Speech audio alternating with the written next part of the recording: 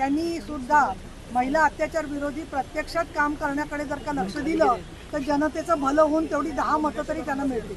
परंतु जनतेने ज्यांना खुर्चीवरून बाहेर काढून टाकलेलं आहे आणि जनतेच्या मधल्या लाडक्या बहिणींनी प्रचंड मोठ्या प्रमाणामध्ये महायुतीला मतदान केलेलं आहे, त्या पार्श्वभूमीवरती आमच्यावरती जी महिलांनी जबाबदारी टाकली आहे त्याच्यामध्ये राज्य महिला आयोगाच्या तर्फे न्याय द्यायचं आमचं काम आहे। महिलांवरील अत्याचारांच्या प्रकरणामध्ये स्त्रिया जशी पोलिसांना हाक मारतात तसंच महाराष्ट्र राज्य महिला आयोगाकडून अपेक्षा असते।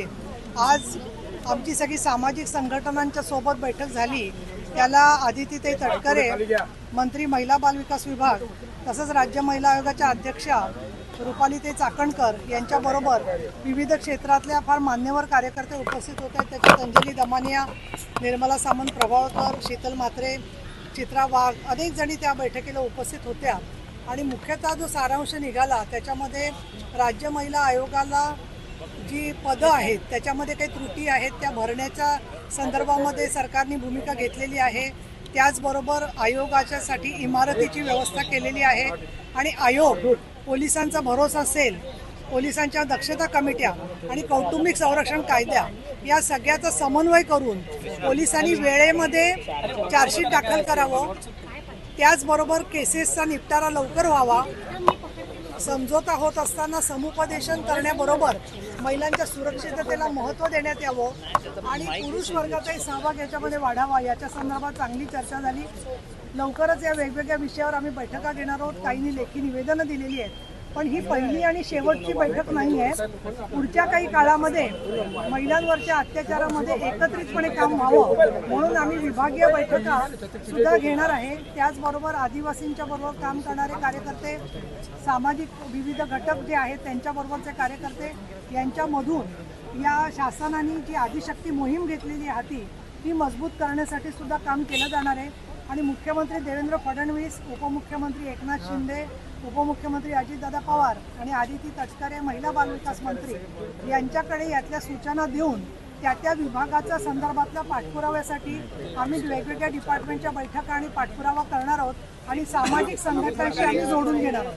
ताई, खरं तर आज तुम्ही एकीकडे महिला अत्याचाराच्या संदर्भात कॅबिनेट हॉलमध्ये बैठका घेताय, परंतु महाविकास आघाडीच्या महिला नेत्यांकडनं राज्यपालांची भेट घेतली जाते। महिला आयोगाच्या अध्यक्षांना त्या पदावरतून काढून टाकण्याच्या संदर्भात त्या महाविकास आघाडीच्या महिला सगळ्या एकवटलेल्या आहेत, त्यांनी त्या संदर्भातलं निवेदन दिलेलं आहे।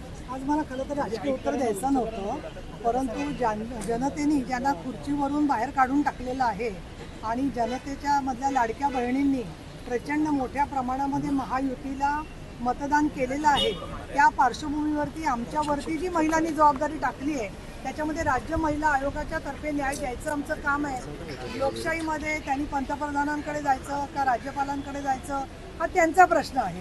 मला असं वाटतं की अशा गोष्टी करण्याबरोबर त्यांनी सुद्धा महिला अत्याचार विरोधी प्रत्यक्षात काम करण्याकडे जर का लक्ष दिलं तर जनतेचं भलं होऊन तेवढी 10 मतं तरी त्यांना मिळतील। टीका करताना त्यांनी असाही उल्लेख केलेला आहे की निलमताई यांना अशा पद्धतीचे बैठका आणि उशिरा सुचलेलं हे त्यांनी सांगितलेलं आहे की वैष्णवी हगवणे प्रकरण होऊन आता अनेक दिवस झालेले आहेत आणि त्यानंतर ही बैठक होते। खरं तर ही बैठक अगोदरच झाली पाहिजे होती। महिला अत्याचारांमध्ये सातत्याने राज्यात वाढ होते असं त्यांचं म्हणणं आहे।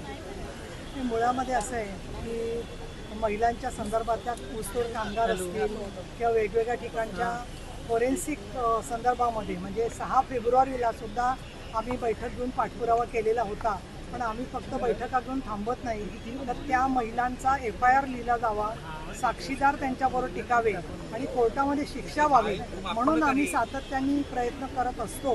परंतु ज्या लोकांना लोकशाहीमधल्या नागरी हक्कांच्या बद्दलचं आणि पीठासीन अधिकाऱ्यांच्या संदर्भातले काय अधिकार आहेत याची माहितीच नाही आहे, त्यामुळे मला असं वाटतं की त्याची दखल घेण्यासारखी नाही आहे आणि म्हणून मी काही त्यांची दखल घेतली।